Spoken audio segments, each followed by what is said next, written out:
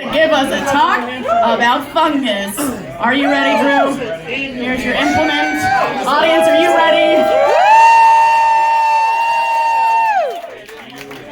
Thank you. What's up, nerds? My name is Drew Drzezinski, and this is a fungus among us. I love being up on stage, but I do get a little bit nervous, so I love if we could just start out a little bit with a moment of zen. If everyone could just take a deep breath with me, pretend you're in a yoga studio. Deep breath in, and out. Congratulations, you just inhaled 500,000 fungal spores on average. But it's okay, because your immune cells in your lungs are able to fight them off by triggering their own self-destruct buttons. So apparently these spores were made by the same guy who did the Death Star. And this is important because a single giant puffball mushroom, which is what this is, can put out over 1 trillion spores in its lifetime. Trillions with a T, that's a ton of spores. These things are everywhere, and we do not talk about them enough. But first, who the hell am I? Why am I up here doing this? My name is Drew. I am an unqualified, untrained, uncertified, amateur mushroom guy. Yes. And this is the best use you've ever seen of the Comic Sans font. I became fascinated by mushrooms around 11 years ago. It has been a weird, deep rabbit hole that I have fallen into, but if I'm being honest with myself, the fascination started much earlier than that. So join me, and I will tell you how I fell down the rabbit hole, and then I will tell you what I found when I fell down the rabbit hole. We will start off where I started off, which is foraging. Foraging for mushrooms is fun and entertaining. It is like playing Pokemon Go. Instead of collecting them all, you are collecting delicious and possibly deadly stuff in the woods. It's a good time. Yes, I have eaten all these mushrooms. My total species count is up to 30, if anybody is keeping track. Then I realized you could grow these things, and my wife was kind enough to allow me to take over my kitchen and do all kinds of crazy stuff, like grinding up straw and grinding up sawdust and making a little mini laboratory and making a self-controlled humidified fruiting chamber, which was very fun. And then I got kind of good at that, and then I was able to sell these mushrooms in order to recoup the cost. This is the first break-even hobby I have ever had in my entire life. $1, it's in a plastic bag somewhere. But then I knew too much stuff. I had learned too much, and I had to get it out, and I had to tell people. So I did crazy things like teaching people how to grow mushrooms, and I did some interviews for local newspapers, and I made a YouTube channel that is now defunct, and these things haven't been seen in 5 years. And then I did this Nerd Tonight, and now you're all caught up. Welcome. Off on a journey now. The roller coaster started there. It gets faster and faster as we go. What even is fungus? It's the thing no one talks about, but it's a whole freaking kingdom. It's up there with the plants and the animals. But we always talk about flora and fauna and plants and animals. We never talk about the fungus. Fungus is important. It is a kingdom level thing. 25% of the biomass of the planet is fungus. It's huge. What did you get, 20 minutes in high school biology class on fungus? We should be talking about this more. Fungi were the original colonizers of the landmass of planet Earth. They got here first from the oceans, and then plants followed along because they were able to make nutrients available to the plants. If you look at the family tree of where things broke off from other things, you will see that fungi and animals broke off here, and they both broke off from plants way back here. That means we are more closely related to fungus than we are to plants, and fungus is more closely related to us than it is to plants. So fungus is like us. Think of it like us. It even breathes in oxygen and breathes out CO2, unlike plants, which do the exact opposite.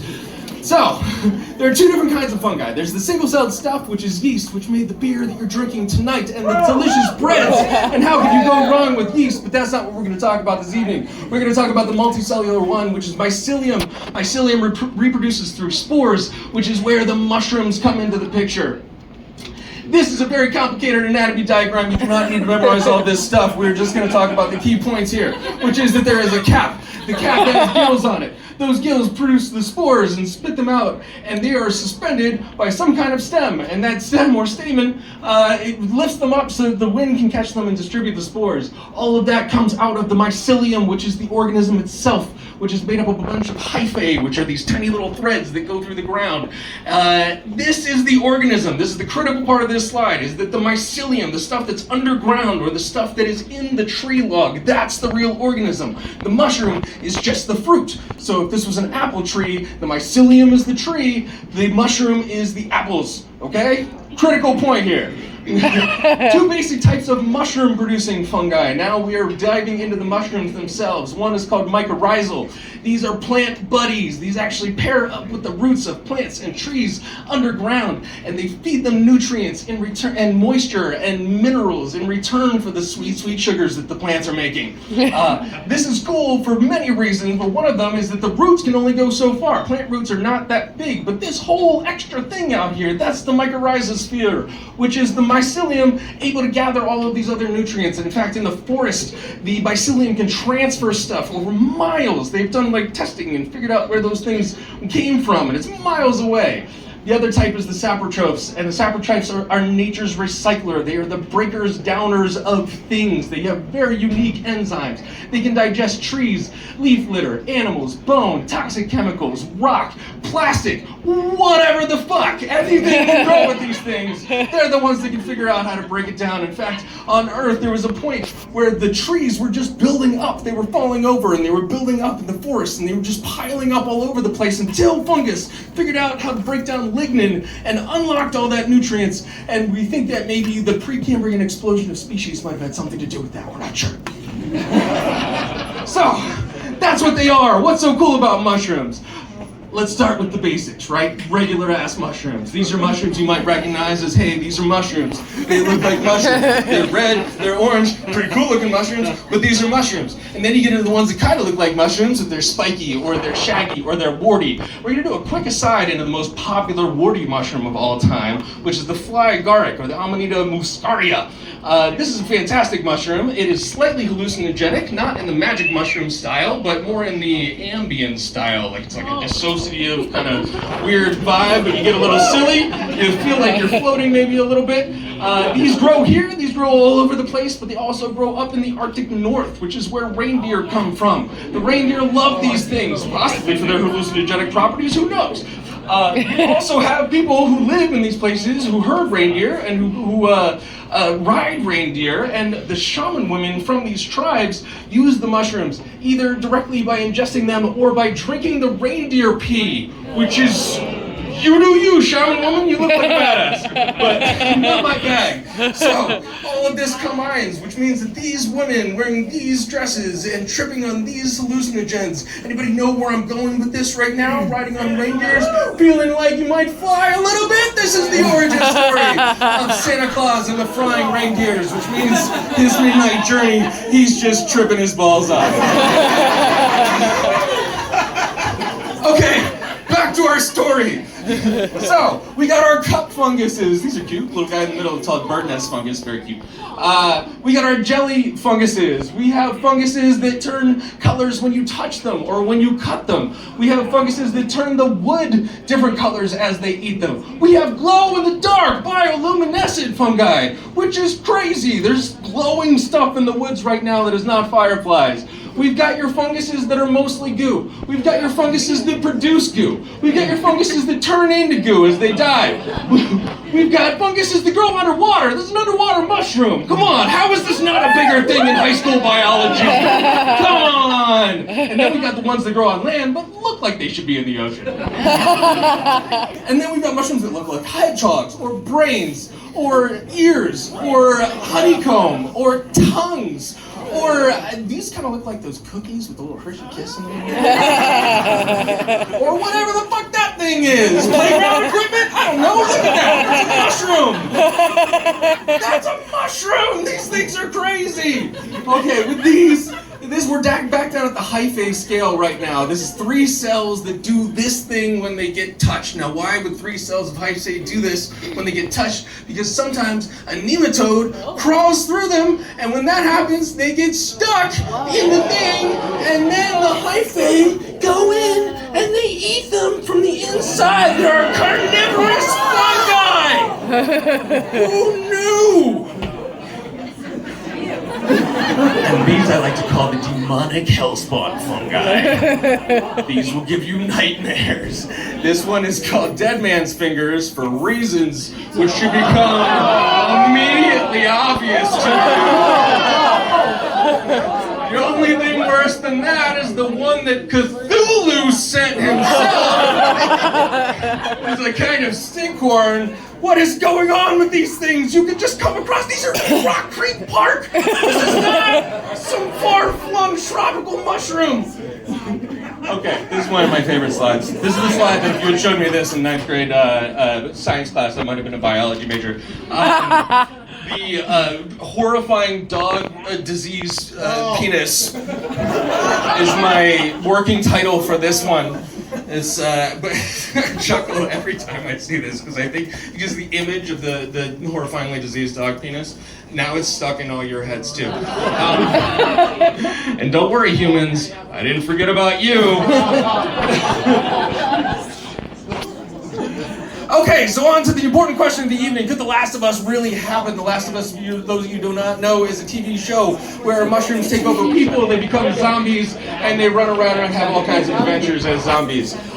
First, let's set the stage. 1, we've got almost no antifungal medicines. We have a handful, they're not that good because we're so closely related to fungi. The stuff that kills them has a tendency to kill us as well. 2, we have been saved from the worst of the worst fungal infections because we're warm-blooded. Lizards and stuff get attacked with fungus infections that kill them all the time. It's much more rampant in cold-blooded species. 3, the average human body temperature is decreasing over time. And this was just a weird fact. You know that? Did anybody know that? We're down to 97.88 degrees Fahrenheit since the Industrial Revolution. Very weird stuff. 4, climate change is selecting for warm-tolerant fungi. You see where this is going. If the 2 lines meet, we're in trouble, guys. Now let's talk about the fungus from the show itself. This is a real fungus. This is called cordyceps, and it's also that long name that I'm not going to try to pronounce. It is the zombie ant fungus. The zombie ant fungus infects insects. It squirts hormones into their brains. It makes them climb up things onto something tall so that when the mushrooms burst out of their heads, there is plenty of air for the spores to distribute and infect other insects. And you're damn right that I brought pictures of these things that are real. That's a tarantula. These are real mushrooms, guys. So what does that mean for The Last of Us? What does it mean? Could it happen? Abso-fucking-lutely it could happen! The basic premise is solid. I will say 2 quick caveats. One of them is that fungi are not going to run around trying to infect us. That's what the spores are for. They're not going to direct man-to-man trying to spread themselves around. They will just sporulate. 2 is that they're not going to run around and try to get food. If you're infected, you are their food. That's how this works. They're already at the buffet. So, in the show, they show several different kinds of mushroom zombie creatures. This one, totally plausible. This one, not so much. And then I had a whole long series of slides on how to not die while you're foraging, but I have clearly gone through this very, very quickly, and there was just not enough time, so I boiled down to one rule of foraging, which is that you need to be 100% sure that what you're eating is not going to kill you. That seems simple. It's a lot. It took me years to get to that point. But you can't 100% positively ID yourself. And when I say 100%, I don't mean 98%. I don't mean 99.6%. You will die out there, man. 100% sure. And when I say you, I don't mean some guy you met in the woods who said he's been eating them for years and eats them. I don't mean some nerd-like presenter. I want you to be fucking sure you're not gonna die. This is just the tip of the iceberg of what I know, and what I know is just the tip of the iceberg of what humans know, and what humans know is just the tip of the iceberg of what could be known about fungus. There is not enough studying because no one showed us this slideshow in high school. Thank you guys so much.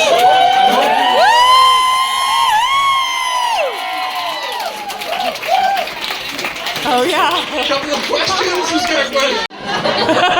That's a great question. I would think it leans towards being like a mushroom mascot kind of jam, like a mushroom cosplayer.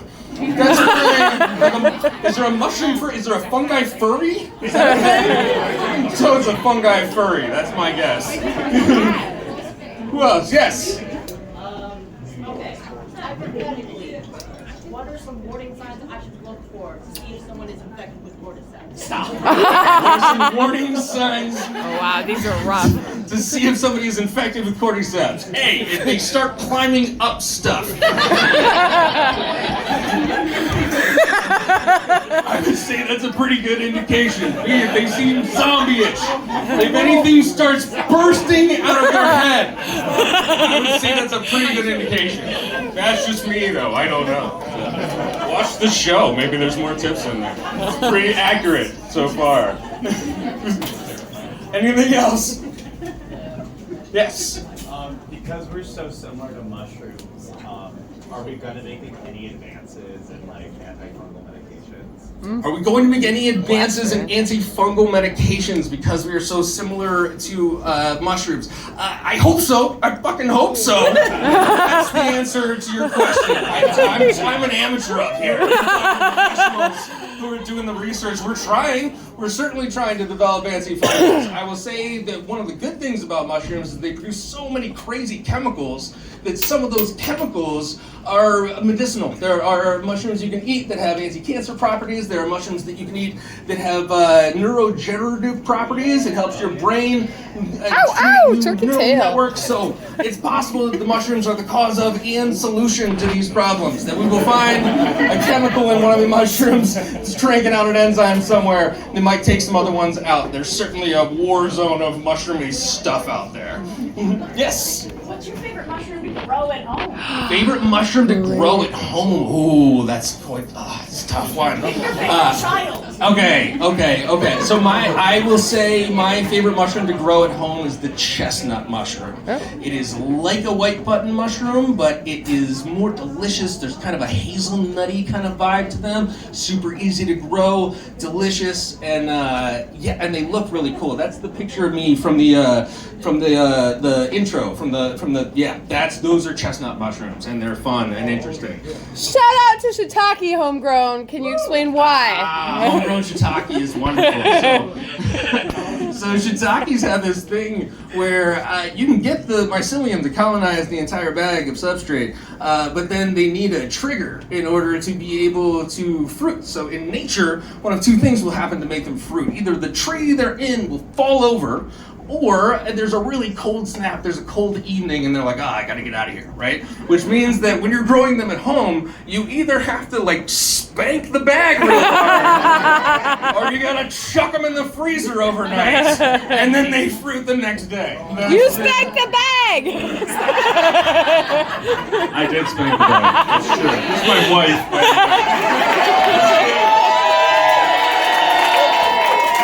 So Sarah, your patience has been unbelievable throughout this ridiculous process. I appreciate you and the question. We good? Any others? We got one more. What's the weirdest mushroom you've eaten? The weirdest mushroom I've eaten. So the one that looks like a tongue, that one is called a beefsteak mushroom, and it is Fisculina hepatica. And it is delicious. It's wonderful. It's wonderful, little weird. You're like eating a tongue. It's like getting lengua tacos or something. It's great. I'll say that's up there with the weirdest of them. Yes. On that note, I think mushrooms are gross and I don't want to eat them. Why should I try to change my mind? Okay, so you've heard of lion's mane. Lion's mane is the one that's got the neurogenerative. So lion's mane is Hericium erinaceus. There is another version called Hericium americanum that is a bear's head tooth or something. It kind of looks like a, it's similar in stature, but it's like longer and thinner. It looks like icicles coming off of something, but it tastes like crab, like you wouldn't believe. Like I could make a crab dip with Hericium americanum, and you would not know that you are eating Hericium americanum. They are absolutely delicious. Saying that this close to Maryland is bold. I'm an oyster man myself. The mushrooms and the little critters. Actually. 2 more? Yeah. Do you have an opinion on all the mushrooms drinks that are being advertised? Ooh, great question. Do I have an opinion on the mushroom drinks? So I will say that the mushroom tincture extracts, where they take the mushrooms and they do a water extraction and they do an alcohol extraction, and then they mix those two together. For me, a lot of these chemicals are either water soluble or they're alcohol soluble, but they're not both. So the ones that you kind of just put in your coffee machine and it boils over them, you get the water stuff, maybe that's not the good stuff. There's not a ton of information out there on exactly all the nitty gritty, but for my money, if you're gonna do something, do a tincture. That's the double extraction tincture. So put vodka in your coffee machine? Yes! Coffee machine of vodka. Also helps distill it so you can get the cheap vodka. Yes! What about magic mushrooms? What about magic mushrooms? Is the question. I don't like the taste, but they're fun. Actually, I will say that fresh magic mushrooms are much better than the dried version. So dried magic mushrooms have psilocybin in them. That's the active chemical, but the psilocybin goes through your system, and I don't remember whether it's your liver or your kidneys. It turns it into psilocin, right? And the psilocin is your liver. Okay, so your liver processes it down into psilocin. I don't know why people know this. Glad there's some fellow fungus people out here, but the psilocin is what actually gets you high. But fresh mushrooms have psilocybin and psilocin, which means you get this kind of oomph right away. It's very pleasant in my book. Or so I've heard from other people. One more question? Yeah, what do you got? So, cooking mushrooms will remove some of the toxins, but is it true for mushrooms? No. Definitely not. So it depends. So the Amanita muscaria, the fly agaric, you can cook them in several changes of water and boil out all the toxins, and you can eat them and they will be fine. Morels too, right? Morels, morels have to be thoroughly cooked, but they don't have to be boiled over and over again, right? They don't have to do that. But there are mushrooms, so the brain mushroom that I flicked through really quickly, there are Gyromitra esculenta that have a chemical in them called monomethylhydrazine, which if I have any rocket nerds in the crowd, that is rocket fuel. And you are not boiling out rocket fuel in your house. You might poison the whole family just from the fumes alone. So don't 100% sure all the way through the mix, not just on the initial picking. All right, we good?